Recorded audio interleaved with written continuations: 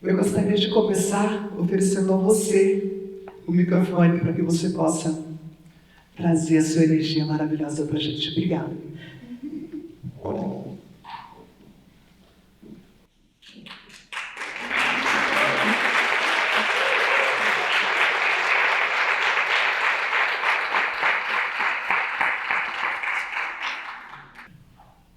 Que grande honra poder estar aqui hoje.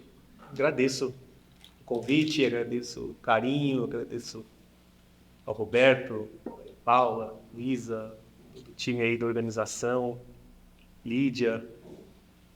Uma honra.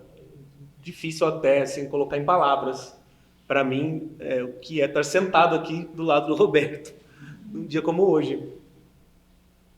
Quando eu estava organizando o primeiro Congresso Internacional de Felicidade, foi quando eu assisti o seminário do lançamento do livro.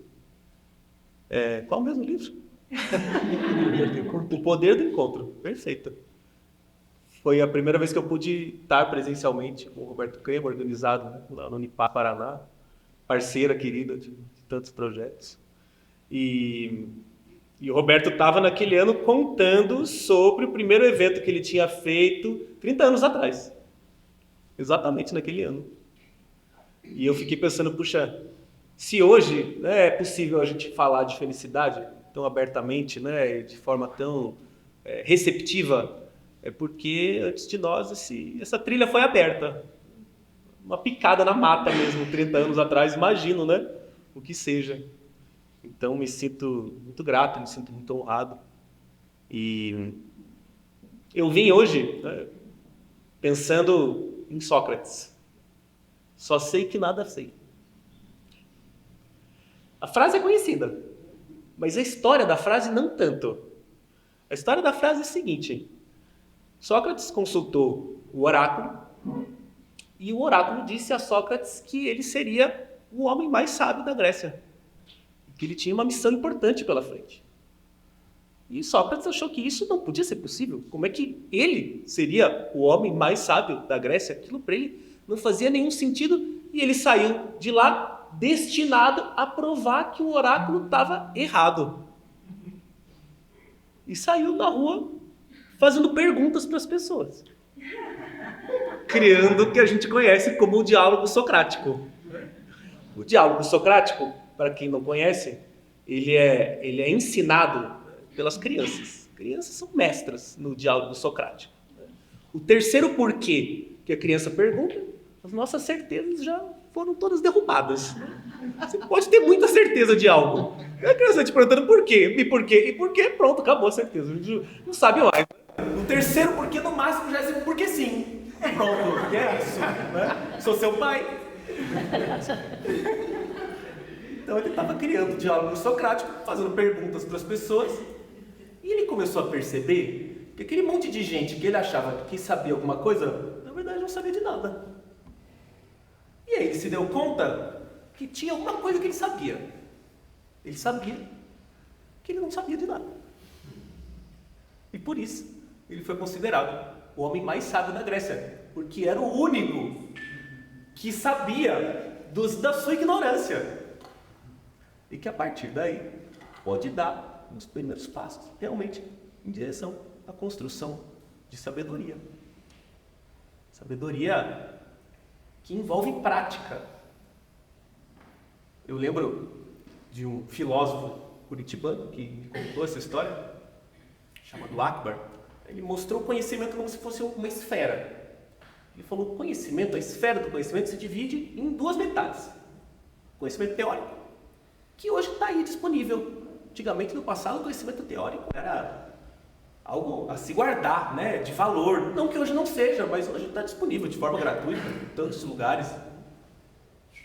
Então, o conhecimento teórico ele aí é mais simples do que o prático. E o prático é onde o bicho pega mesmo, que é a outra metade dessa esfera. Então, a esfera do conhecimento se divide entre teoria e prática. O intelectual é aquele que vai falar belamente sobre o amor. O sábio é aquele que ama simplesmente. Não precisa ter nenhum conhecimento intelectual. Às vezes o conhecimento intelectual até atrapalha um tanto. O próprio Roberto conta essa história, né? Eu ouvi você falando a primeira vez, quando eu era velho, né, nos meus 35 anos. Achei maravilhoso isso. Quer dizer, essa é uma idade que a gente acha que tem certezas. E depois você desfazendo nesse caminho de sabedoria. O amor tem muito a ver com a felicidade. Os estudos da ciência da felicidade têm investigado bastante, não apenas o amor, eu até trouxe aqui, né, esse livro, O Poder das 24 Forças de Caráter, que é a espinha dorsal da psicologia positiva, é esse tema, virtudes e forças de caráter. É um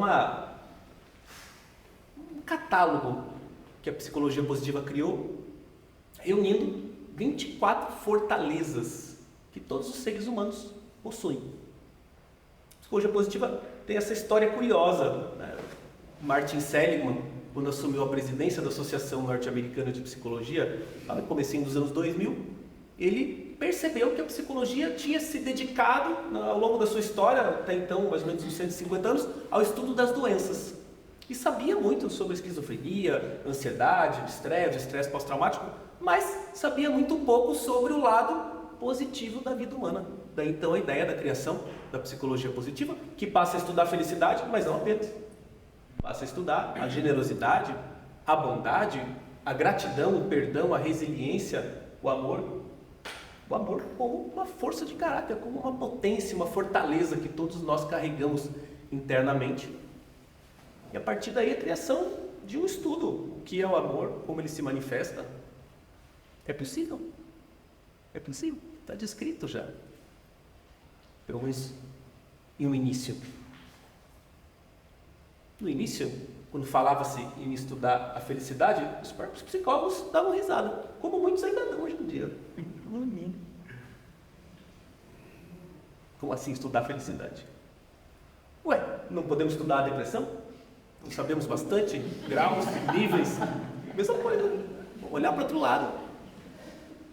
É um campo que vem, ainda bem, ganhando força, mas ainda limitado porque dentro da ciência tradicional materialista. Então está esbarrando aí em fronteiras atualmente intransponíveis. Quem sabe daqui a pouco a gente não tenha instrumentos que nos permitam mensurar um pouco mais. Lendo sobre a história da felicidade, eu encontrei um relato que contava a história da invenção do termômetro. Acho muito interessante, né? Porque a percepção do clima continua sendo subjetiva.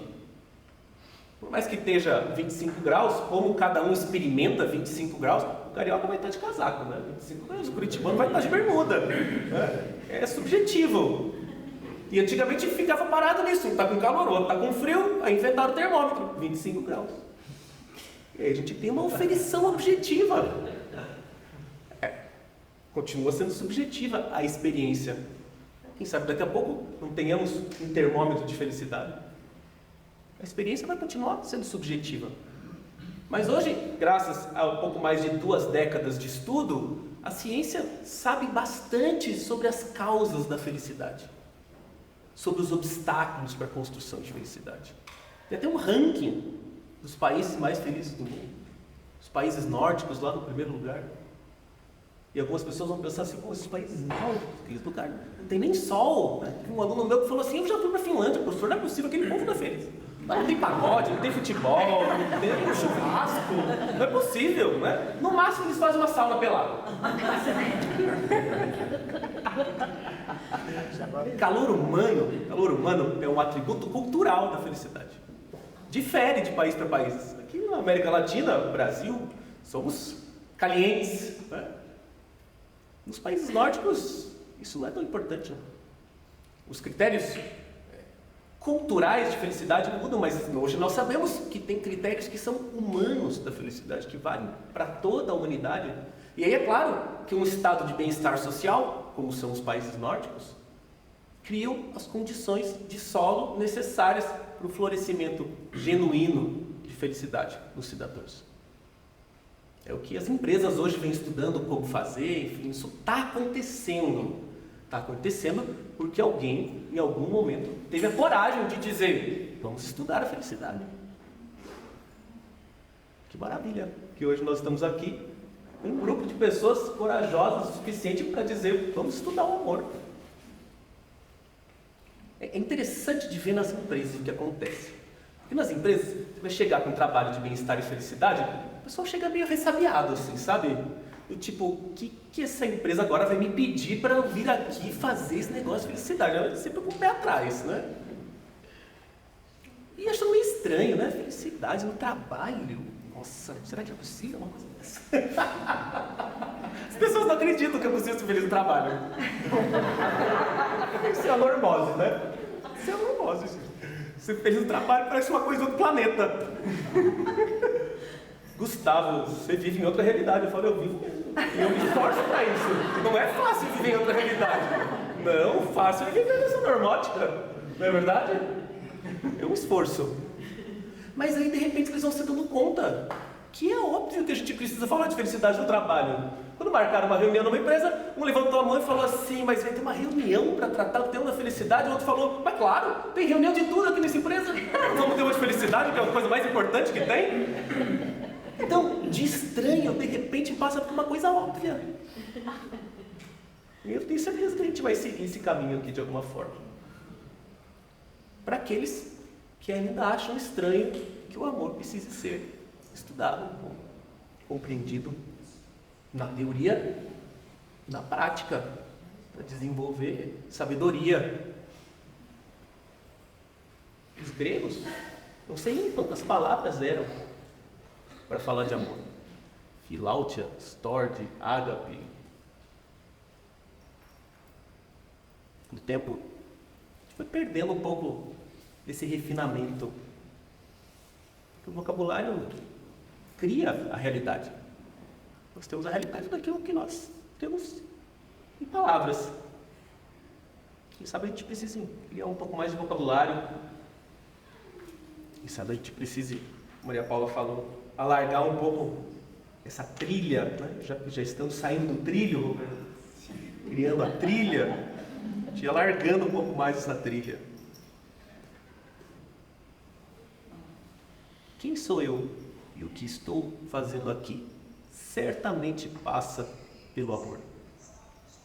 Talvez essa seja a única coisa que nós viemos fazer.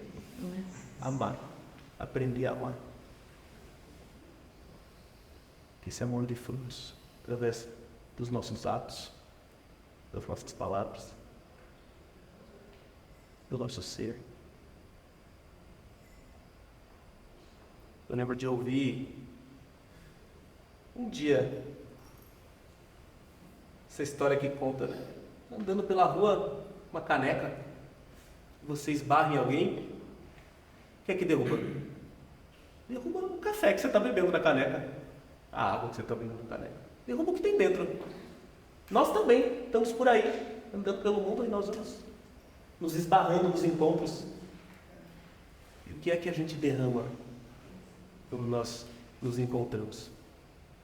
Derramamos o que temos aqui dentro. É o que nós estamos cultivando. Nós estamos cultivando internamente. A que lado nós estamos servindo? A Paula trouxe bem esse momento que nós estamos vivendo. Entrei num grupo de pais da escola que queriam falar sobre segurança. Nós estamos vivendo uma histeria coletiva. Uma histeria coletiva. É isso que nós estamos vivendo. Porque nós estamos cada vez, parece que mais distantes do amor. Mais distantes da origem, da nossa raiz, de nós mesmos. Que bom que a Unipaz, como o Patrício sempre diz lá em Curitiba, segue sendo a casa dos fora da casinha. A gente tem que ver aqui, olha, sexta-noite se reunir para falar de amor, realmente, olha, né? Quem se acha normal tá em casa, né? Tá no bar, por aí, comendo churrasco, sei lá o que tá fazendo nessas horas, né? Jorge Trevisan que diz, a gente tem que estar incomodado. Esse é o bom incômodo. Como que nos coloca adiante. que nos coloca em movimento, que nos tira da normância, nos faz refletir um pouco mais profundamente sobre a vida, sobre a nossa curta passagem aqui nesse planeta. Que a gente possa caminhar mais leve um pouco, já está suficiente. Se for possível deixar a caminhada do outro, a gente também um pouco mais leve. Aí, acho que já é um milagre. Que bom estar aqui. Que honra enorme. Obrigado, Roberto. Obrigado, gente. Obrigado.